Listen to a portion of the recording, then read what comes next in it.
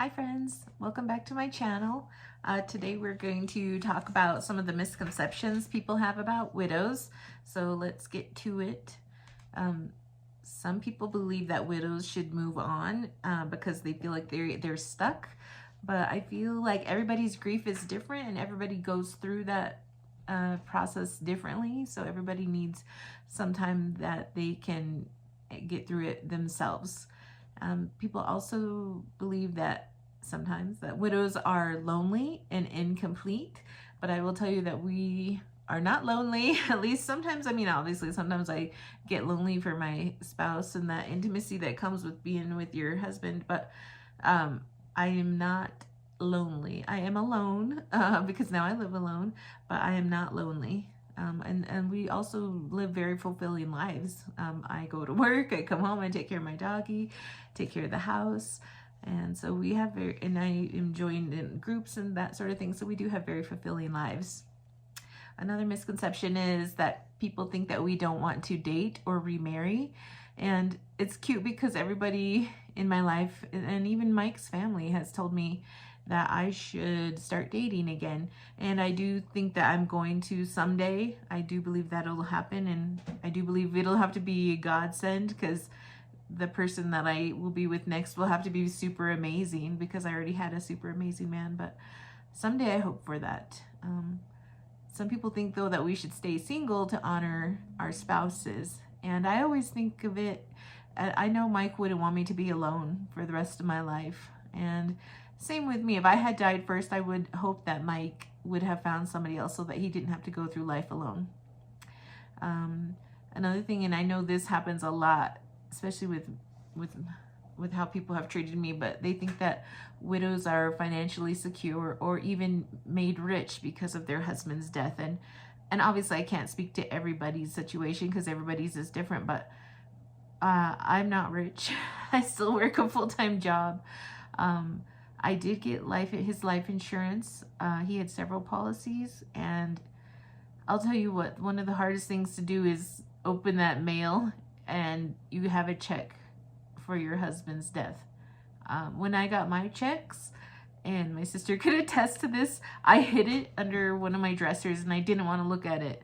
And it just felt dirty to me because I would rather have had my husband. I would give all that money back in 0.2 seconds. Not even that, but if I could have my husband back. But so I hid that for several weeks, and then when we were trying to buy this house, I had to put it in the bank so that they could verify my funds and that sort of thing. But we're not rich. I do believe in getting life insurance no matter your age or your marital status, because I really do think it helps the people left behind.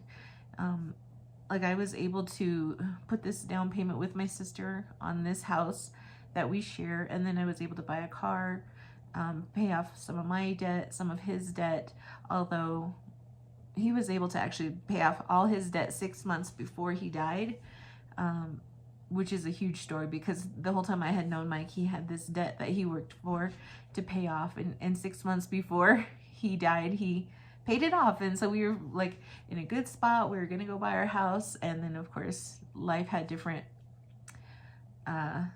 different ideas. And so if you want to talk about rage, I am so rage filled even to this day that he worked so hard to pay off his debt and he made it, and then he died. But we'll talk about that in another video. So I'm not rich, and it's funny because people do sometimes ask me, which I think is funny. One time I was holding my purse at work and somebody actually said to me, and it's a nice purse, but you know what, my sister bought it for me.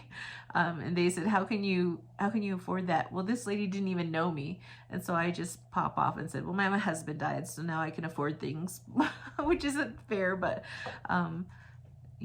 if you're gonna ask me stupid questions, I'm gonna make you a stupid answer. So there you go. And another thing is, I have a friend I wouldn't even consider a good or close friend.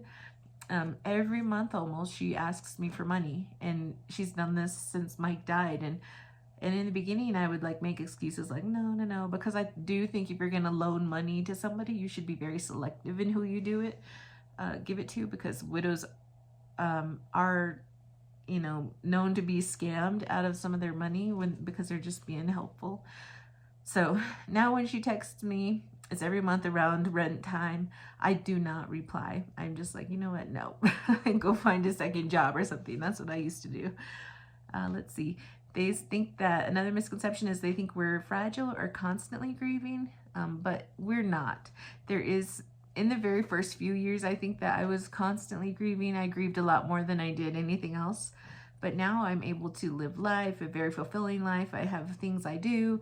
And then sometimes, like around the holidays, for instance, or his death date, or his birthday, or our anniversary, of course I go back to that grief from the very beginning and I feel that all over again. And that's just normal. But we find strength and resilience, and that's how we live. Another thing is they think that we need or want constant advice, and we do not. Just like you probably don't want constant advice, we do not.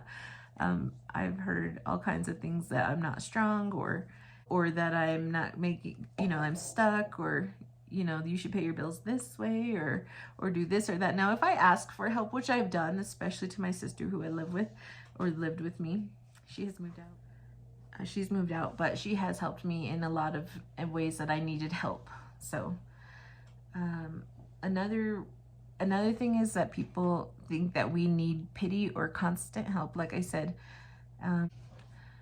one thing I hate is when people give me the, oh, I'm so sorry look, because I don't know what to do with that and I don't know what to say. So I always just say, oh, thanks, I'm good. Because it's just awkward. Another thing is people think that we're resentful or bitter, and because others have spouses and we don't any longer. And I will tell a funny story that when Mike first died, and I'm talking like maybe 2 months after he died, I went to my niece's Christmas choral at her at her school, and I had a front row ticket, and you kind of could see a lot of the crowd. So I was looking out on these people, and I was like, don't these people, and they were like happy families or whatever, and I was like, don't these people know that it's all going to come crashing down horribly? Either way, you either get divorced or you somebody dies. And I told my therapist that, and she said, maybe you should stop, reframe your thinking on that. That's not very healthy. And so I since have, but I think that was just because I was in the first few moments of my grief still, and so I didn't know how to act. But I was like, oh, you schmucks, I'm so sorry. Another thing is that people think that we have baggage, and especially in romantic relationships. I will say I wasn't romantically involved, but I did try to date one of my friends, and because he decided he wanted to try, and I was like, okay. And he couldn't get over the fact that I still loved Mike, and that's his problem, but he said that it was my baggage. And the thing is, he was divorced, so he didn't love his spouse anymore, and so he didn't understand how I could still love Mike.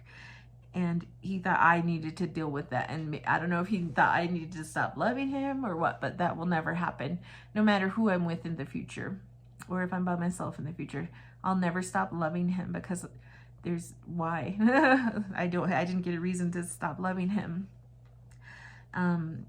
Another thing is being a widow doesn't define me. Yes, it's a huge part of who I am and where I'm going from here in my life, but it doesn't define who I am. I'm still Janice. I still have my likes and dislikes and hobbies and things I like to do. And it comes down to when I lost Mike and somebody first called me a widow, and it was so distasteful for me, because I would think of like an old lady with curly gray hair, sitting and knitting, which if that's the kind of widow they are, that's totally perfectly fine. But that's what I had in my mind, because the only widow I had ever known was my grandmother. And so I didn't want to be defined like that. So I think that we can make our own definition of being a widow, and some of that is being resilient and having a good life and being happy and having joy. So I think, I had to work at it, but it's not going to define me. And so part of that is knowing who I am and what I'm about.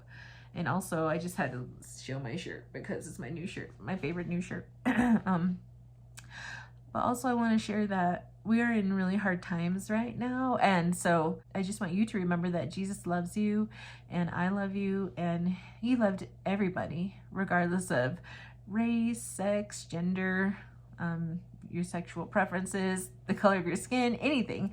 He loves everybody the same, and he loved us so much that he sent his only son to die on a cross for us to save us from our sin. And if you believe that, then you would have eternal life. And so I do believe that. And I think, though, that people really need to know more than anything right now is that they are loved. You are loved beyond measure, beyond your comprehension. And I just want you to remember that. It's hard to remember that sometimes, but you're not alone. Leave me a comment if you want to about how you're feeling or what you're doing, how you're winning in life. And you don't have to be a widow to do that, but I just want to get to know some of you. So thank you for watching. Until next time.